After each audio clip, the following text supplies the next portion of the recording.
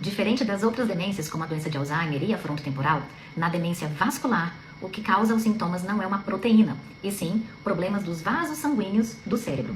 Isso pode acontecer porque o cérebro sofreu pequenos AVCs, ou então grandes AVCs, isquemias silenciosas, ou por uma má circulação crônica cerebral.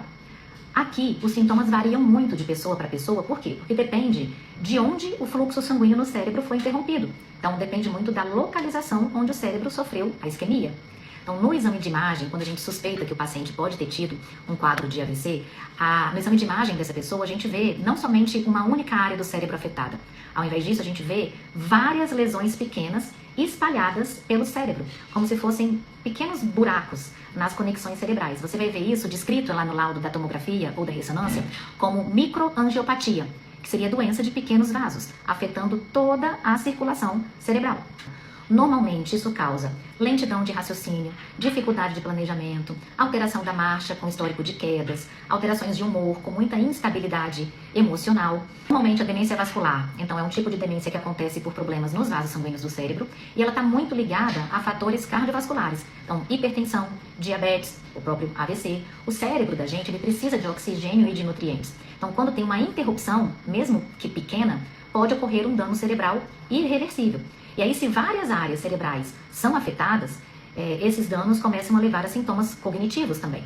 Normalmente, como é que a gente vê? Esse paciente ele costuma ter uma piora súbita. Você consegue determinar quando esse paciente piorou. Então, ele teve uma piora depois de um AVC, ele teve uma piora depois de um infarto. Você consegue determinar quando esse paciente desenvolveu mais ou menos aquele quadro. Diferente de outras demências que são uma evolução um pouco mais gradativa.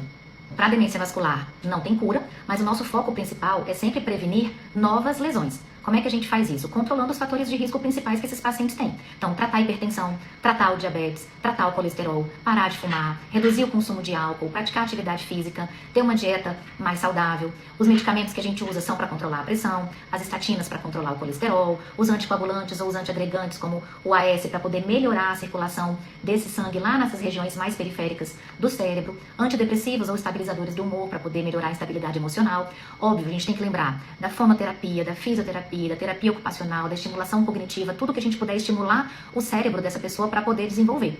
A demência vascular, ela pode ser parcialmente estabilizada se você consegue controlar melhor, da melhor maneira possível, os fatores de risco.